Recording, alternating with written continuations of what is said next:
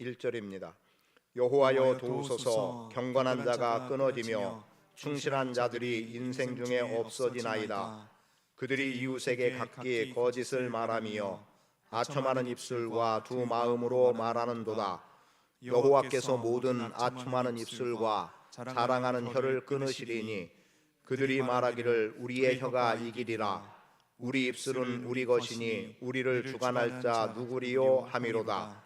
여호와의 말씀에 가련한 자들의 눌림과 궁핍한 자들의 탄식으로 말미암아 내가 이제 일어나 그를 그가 원하는 안전한 지대에 두리라 하시도다. 여호와의 말씀은 순결하며 흙 도가니에 7번 단련한 은 같도다. 여호와여 그들을 지키사 이 세대로부터 영원까지 보존하시리이다.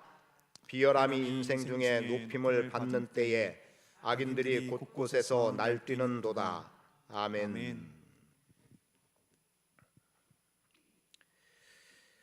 지난 주일에 우리가 교회의 어떤 문제로 인한 위기의 상황을 잠깐 보았습니다. 사도행전 6장을 통해서 주어진 말씀 속에서 구제의 문제였죠. 구제의 문제, 교회가 마땅히 해야 될 일이고 좋은 일임에도 불구하고 이것이 공정하게 이루어지지 않고 편파적으로 이루어지다 보니까 거기에서 적지 않은 갈등이 일어나게 됐고, 그 갈등의 문제를 풀어나가게 된 것은 그들에게 공평하게 주는 것은 당연한 일이었지만 그보다 더 깊이 있는 그들의 문제의 해결은 본질로 돌아가겠다는 겁니다. 그래서 사도들이 말씀 전하는 일과 기도하는 일에 전념하기 위해서 집사를 세우고 그들을 통해 구제의 일을 하게 하고, 사도들은 복음과 관련한, 즉 하나님께서 그들을 부르심에 합당한 모습, 제자리로 돌아가게 됐던 겁니다. 그러면서 교회는 그 갈등의 문제를 잘 해결하고, 그리고 교회는 성장해 나갈 수 있는 길을 얻게 됐으면 당연한 일이었겠고요. 그런데 그러한 위기와 달리 오늘 시편 말씀을 통해서 보는 위기는 더 커다란 위기라는 것을 보게 되죠. 더할 것 없는 위험스러운 일들입니다. 그 위험이 어디에서 나오느냐? 경건한 자가 끊어지고 있다는 거예요. 충실한 자들이 인생 중에 없다는 겁니다. 경건한 자라고 말한다면 아마도 가장 쉽게 찾을 수 있는 것은 지금 표현으로 믿음의 사람들이라고 해도 좋을 것 같아요. 그래서 하나님을 믿는 믿음의 사람들, 예수 그리스도를 구세주와 주로 믿는 가운데 교회를 세워나가는 사람들에게서 또 그 내용을 좀 더 가까이 끌어다 온다면 교회 안에서도 경건한 사람들이 사라지고 있다. 혹은 단적으로 말하면 다른 번역에서는 아예 없어진 과거형으로 표현을 하고 있습니다. 그래서 제목도 경건한 사람이 끊어졌다라고 아예 단적으로 표현한 거예요. 그러나 본문 내용을 그대로 보면은 경건한 사람이 끊어지고 있다, 없어지고 있다, 이렇게 볼 수 있는데 없어졌다는 겁니다. 끊어졌다는 거예요. 그래서 더 이상 이 시대에, 즉 다윗 당시의 모습에서 다윗이 보는 바는 이제 이 땅에 경건한 자는 다 사라져버렸고 충성스러운 일꾼들도 다 사라져버린 그러한 안타까운 모습을 드러내놓고 있습니다. 그러면 그렇게 경건한 자가 사라졌을 때 역으로 경건치 못한 자들의 모습이 나올 거예요. 그들에 대해서는 8절 같은 경우는 이렇게 말합니다. 악인들이 곳곳에서 날뛰고 있다.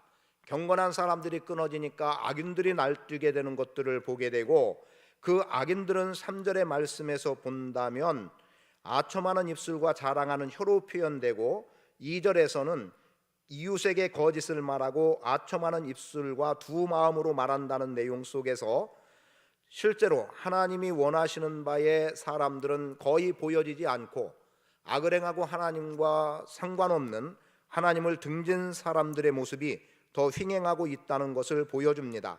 날뛰었다라고 하면 대략 알겠죠. 어느 정도의 상황인지. 그냥 악인들이 곳곳에 많이 있다는 것과 악인들이 날뛰고 있다는 것에는 대단한 차이입니다. 중국의 한 나라가 무너져가게 될 때에 어떤 상황들이 있었냐면, 왕실에서 있게 되는 사람들, 왕실의 사람들이, 즉 왕을, 신하들을 의미하지 않습니다. 대신들을 말하는 것이 아니라 왕을 섬기고 있었던 내신들이라고 표현하면 될까요? 그들이 아주 부패해져 버렸습니다. 그들이 아주 그 정사를 그들이 듣고 보니까 어떻게 하면 자신들이 살 길을 찾는데 이들이 나중에 판을 치게 돼요. 그래서 그것 때문에 결과적으로는 한 나라가 무너지게 되고 그 이후에 이제 소위 우리가 잘 아는 삼국시대가 이루어지는 것들을 보여주더라고요. 그러니까 판치는 사람들이 누구냐에 따라서 정세도 기울어지는 것들을 보게 되는 거예요. 그리고 또 오늘 우리 믿음으로 본다면 교회 안에서는 어떤 겁니까? 교회 안에 정말 정직한 자들이 있고 하나님 앞에 신실하다고 여겨지는 사람들이 있어야 되는데 이들이 사라져버리고 어떤 결과를 가져오게 되는 것을 보게 돼요. 결국 거짓을 말하고 아첨하는 사람들이 판을 친다.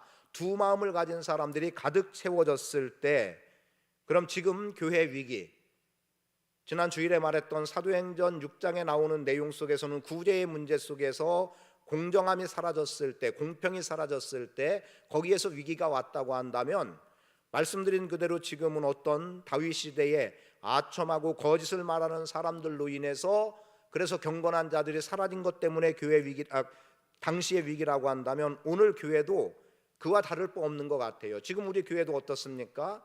한참 다윗 시대에 비하면 더 말할 것도 없는 한참 후대이지만 지금도 교회 안에 얼마나 경건한 사람들이 살아가고 있느냐고 하는 것을 우리는 한번 돌아봐야 될 필요는 분명히 있습니다. 즉 경건한 자를 능가하는 두 마음을 품은 자들이 많다는 거예요. 그래서 정말 어떤 사람과 상대해서 이야기를 하고 있을 때 그 사람의 진실은 어디까지일까? 이 사람의 말은 어디까지 믿어야 될까? 이게 굉장히 고민스러운 일들이 우리 안에 일어나고 있는 것을 보게 되죠. 예를 들면 저 같은 경우도 누구에게서 직접 그 근원지를 들었어요. 근원지를 들었는데 그 근원지는 더 부정할 수 없는 근원지라는 것을 제가 명확하게 보는 거예요. 그런데 그 근원지에 대해서 자신은 전혀 아닌 것처럼 행세를 하고 있고 오히려 아부하는 듯한 태도를 보이는 것들을 접하기도 합니다. 물론 저라고 해서 모든 면에 다 정직하냐? 그렇지 않은 거지요.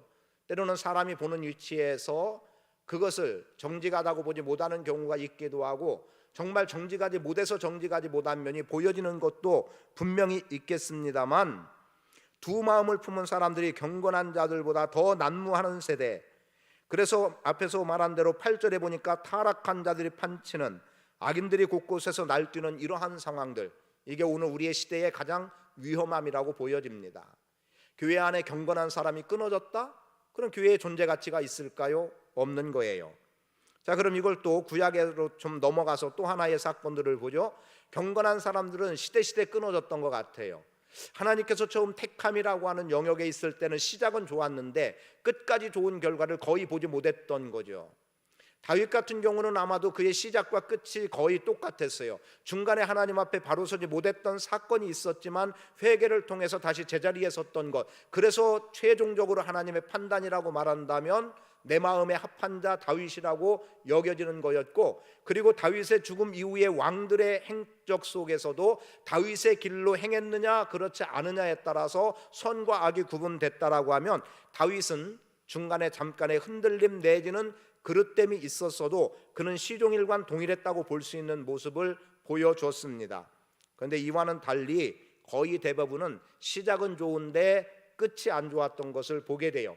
그 가운데 하나가 교회 안에서 많이 표현되어지는 내용입니다만 레위기 10장의 말씀 속에서, 여기 지도자의 이야기를 끄집어내기 때문에 굳이 레위기로 가는 겁니다. 그 앞에도 그런 일은 많이 있지만 어땠습니까? 지금 하나님 앞에 제사장으로 쓰임 받게 되는 나답과 아비후, 엘리 제사장의 아들들이 하나님 앞에 바르게 행하지 않은 거예요. 여호와께서 명하시지 않은 다른 불을 가지고 제사했다.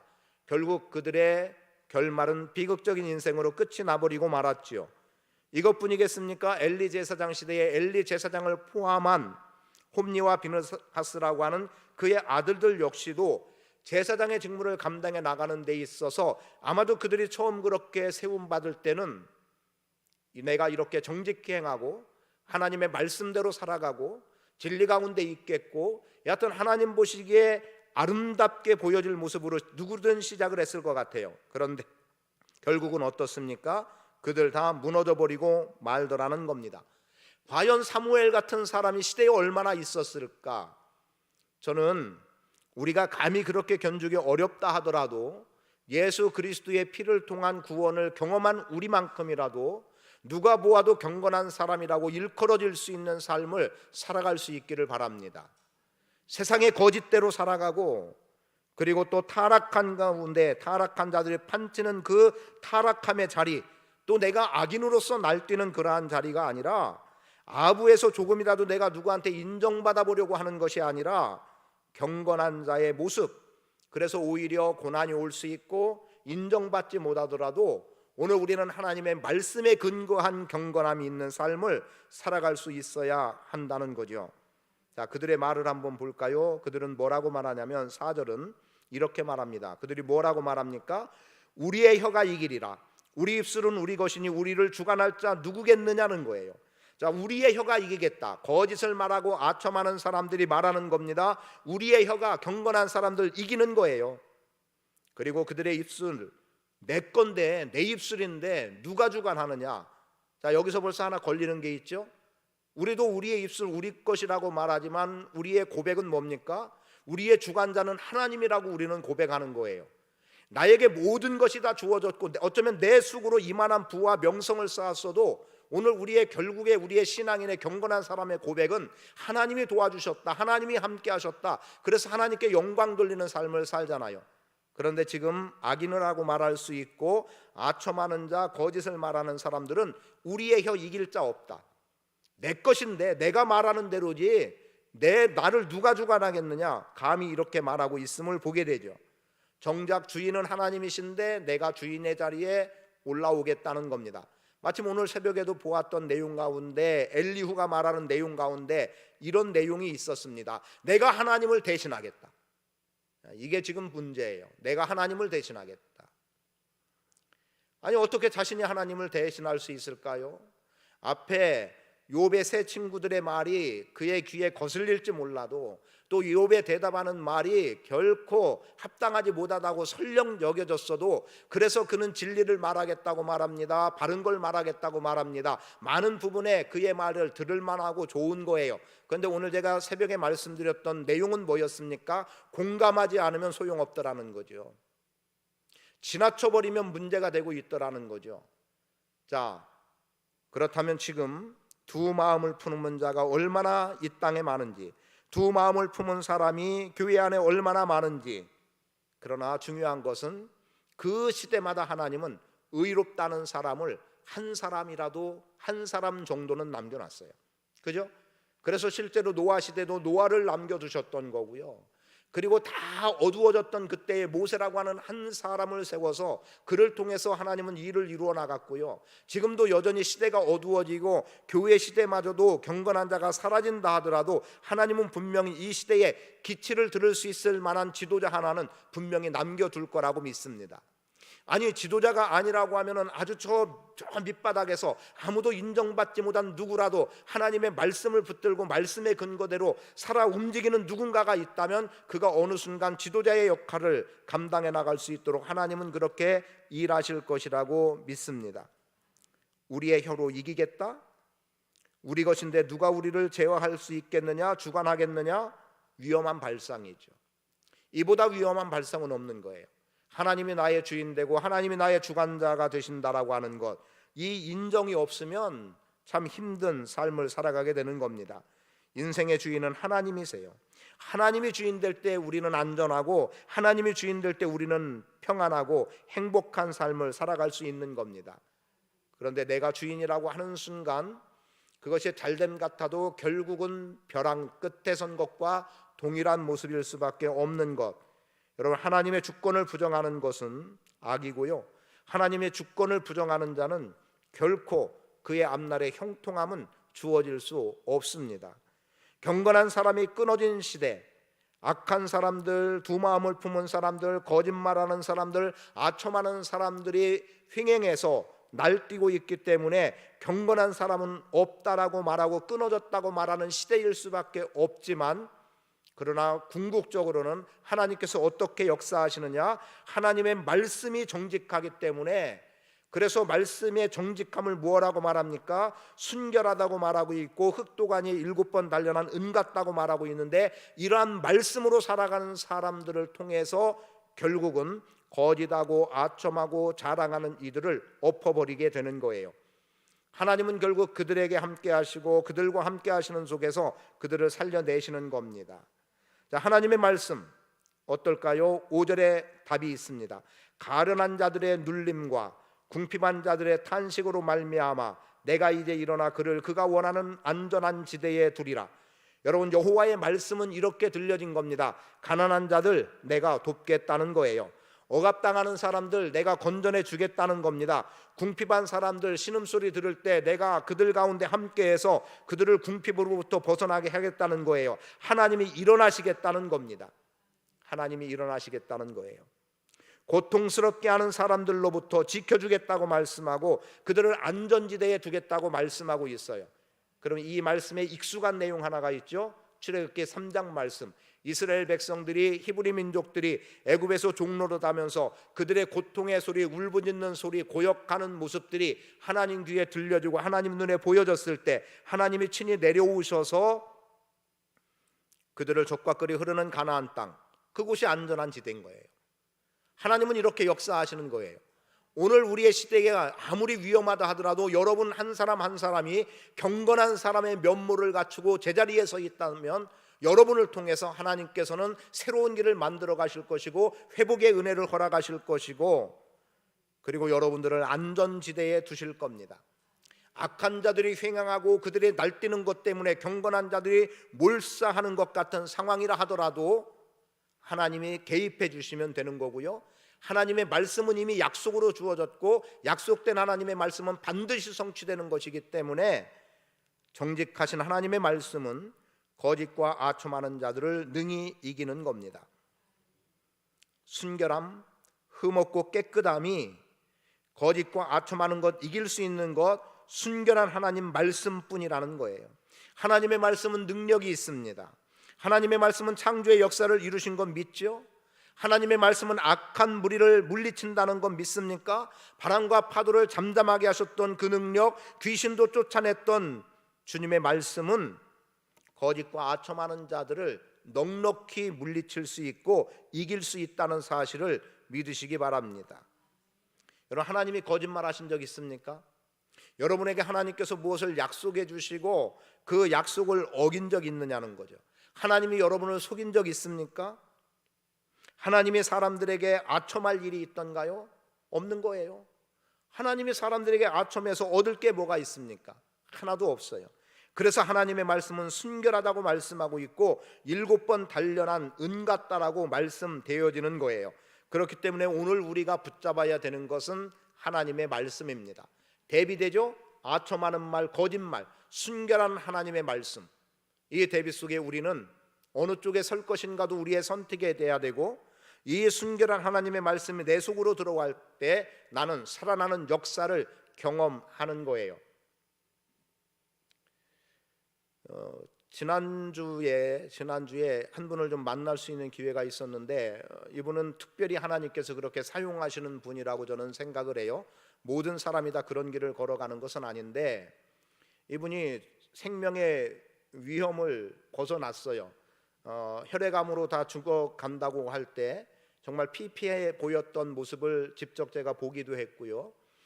그런데 하나님께서 살려내셨어요. 그게 건강한 모습을 되찾았고 그의 아버님도 안면의 반이 불수가 돼가지고 형편없는 사진을 본 적이 있는데 그런데 건강을 찾은 모습을 보았고 그리고 그 주변에 많은 환자들이 치유되는 놀라운 은혜들을 경험했어요.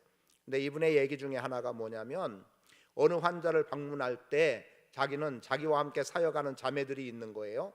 청년들이 보통 그 자리에 있었던 것 같고요. 그런데 그들이 이런 표현을 쓰더라고요. 우리는 그렇게 기도 사역으로 나갈 때 2시간 이상 기도하는 사람들만 동행시킵니다. 이거예요. 그리고 기도와 말씀 다른 거 없어요. 뭐 위로하느라고 하나님이 고쳐주실 겁니다. 뭐 이런 말도 필요 없다는 거죠. 그냥 하나님의 말씀이 생명이기 때문에 생명의 말씀만 공급한다는 거예요. 그리고 가장 최근에는 30분 동안 한 명밖에 면회를 시켜주지 않는 그 면회의 자리에서 거기에서 남편도 제쳐놓고 허락을 받고 본인이 들어간 거예요. 그리고 들어가서 계속해서 하나님의 말씀만 선포하고 나왔다는 거예요. 하나님께서 그에게 어떻게 역사하시는지는 모를 일이지만 지금까지 경험 속에서 이루어왔던 속에서 하나님께서 행해 주시는 일들을 보면 얼마나 생명의 연장이 되는지 모르지만 그 속에 듣든 아니 듣든 그의 귀가 열려서 들리든 아니 들리든 지금 의식 없는 그에게 끊임없는 하나님의 말씀을 선포한다는 거예요.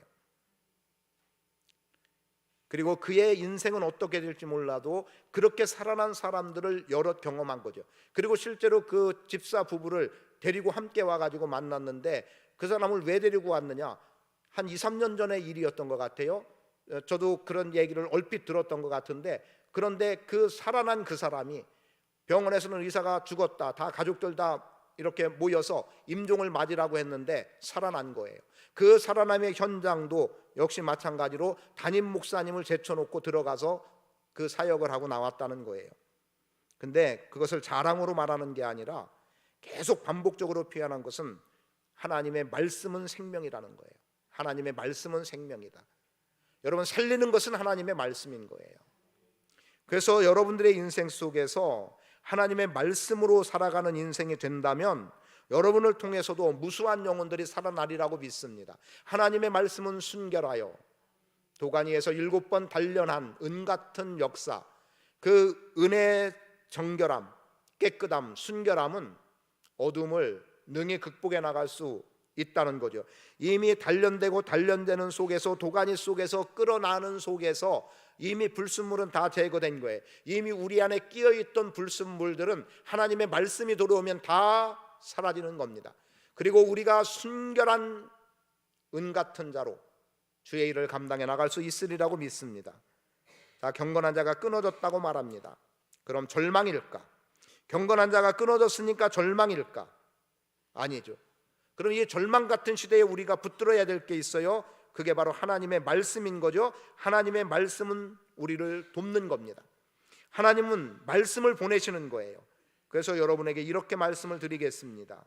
여러분, 경건한 자가 끊어지고 충실한 자들이 인생 중에 없어짐으로 인해서 가장 커다란 위기다, 시대의 위기이기도 하고 교회가 위기라고 여겨질 때 여러분은 여호와를 힘삼으시기 바랍니다.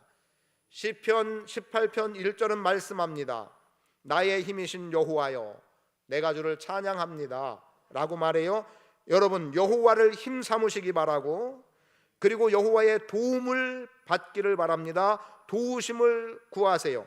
뭐라고 말씀하냐면 7절에 여호와여 그들을 지키사 이 세대로부터 영원까지 보존하시리이다. 이 말은 무슨 말이냐면 여호와께서는 지켜주신다는 겁니다. 안전하게 지켜주신다.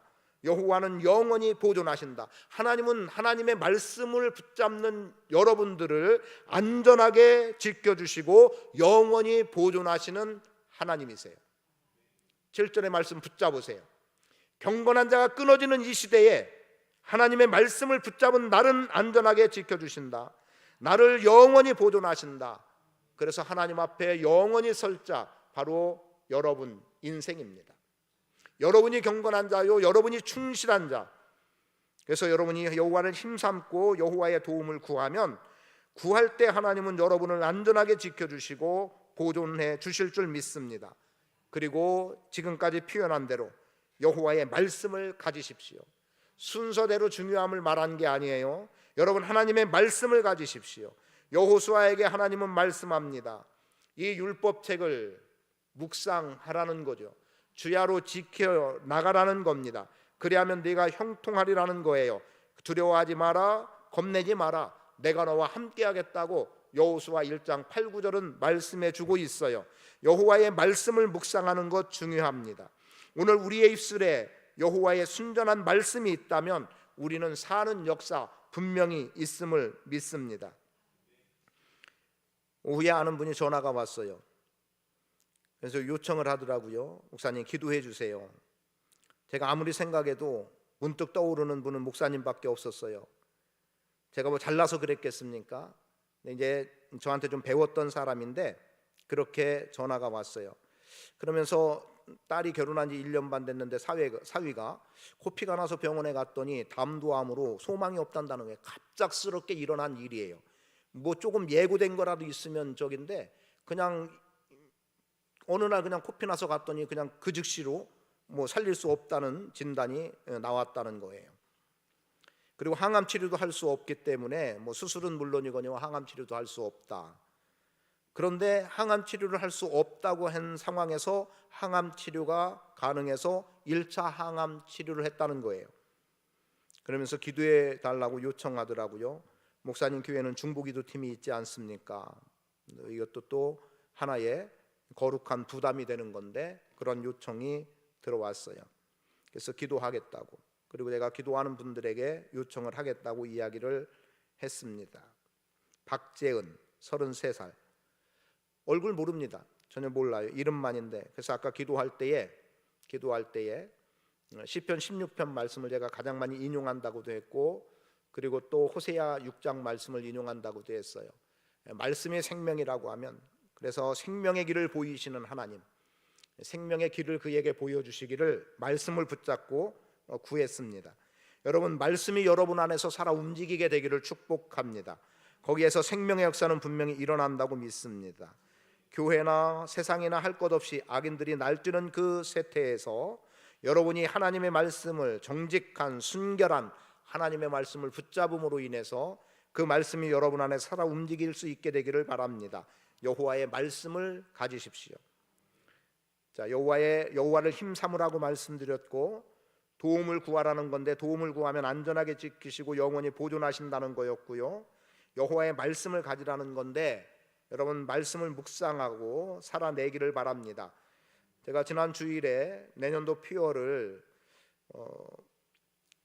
초대교회 개념보다는, 초대교회라는 것보다는 사도행전적 교회의 의미를 좀 담고 싶어서 사도행전 교회를 이어가는 교회, 근데 교회가 중복이 되는 것 같아서 사도행전을 이어가는 교회라고 여러분에게 보여드렸어요. 그리고 이것을 최소 5년 똑같은 큰 주제 속에서 세분화시켜서 첫 번째로 24년은 말씀 묵상, 그 이후로는 이제 순서가 바뀔 수도 있어요. 동적 영성이 될 수 있고 세계 비전을 이루는 것이 될 수도 있고 뭐 바뀔 수 있겠지만, 그러나 첫 번째로 말씀 묵상을 통한 하나님의 말씀이 우리 안에서 살아나는 것을 경험하기를 원해서 말씀과 동행하는 교회로 잡았습니다. 자, 여호와의 말씀을 갖자라는 거예요. 그래서 성경 그냥 읽는 것 좋습니다. 핵심 말씀도 선포하고 나가고 하나님의 말씀이 여러분 안에서 살아 역사되도록 하는 것을 좀 경험해 나갈 수 있게 되기를 바라요. 전 성도가 하나님의 말씀을 묵상하는 모임으로 나간다면 교회 부흥 반드시 일어난다고 믿습니다. 이제 우리 지금 작년 기준으로 말하면 청년도 제외하고요, 작년으로 표현되어지는 그들로만 기준 삼으면 지금 책을 사가는 분들만, 매일 성경을 사는 분들만 묵상한다고 말할 수는 없겠지만 고작해야 20권 정도밖에 나가지 않아요. 제가 25권을 사거든요. 근데 그것밖에 되지 않아요. 청년들 한 10권 사고, 그리고 아동부, 학생부, 유치부 다 하는데요, 이제 제가 아동부나 유치부 같은 경우는 그냥 한 장을 아예 복사를 해서 나눠주게 하려고 그래요. 부모가 함께 하지 않으면 거의 이루어지지 않기 때문에 일주일에 한 번이라도 해오게 하고, 일주일에 한 번 꼬박꼬박 해오는 아이들이 한 분기 정도나 반기 정도를 잘 이행하면 그들에게는 2장을 주고, 그렇게 해서 한번 부모와 함께 말씀을 묵상해 나가도록 해보려고 합니다. 과연 금년 안에 전교인이 할 수 있을까? 바람이지만 전교인이 할 수 있는 데까지 말씀 묵상은 끊임없이 나가보려고 작심을 한 거예요. 그래서 필요하면 그냥 다 허비하더라도 우리 성도수만큼 그 매일 성경을 다 구입해 놓을까?